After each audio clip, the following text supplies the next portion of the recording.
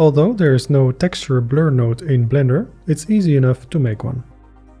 Add a noise texture and 2 mix RGB nodes between your texture coordinates node and the texture itself. Set one mix RGB node to add and the other to subtract.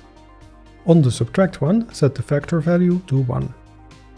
Add them to a node group by pressing Ctrl G and add 2 inputs. Name the inputs blur amount and blur quality. Connect them like this. Press Tab to exit the node group and give it a fitting name. Increasing the blur quality to 1000 or more gives finer blurring.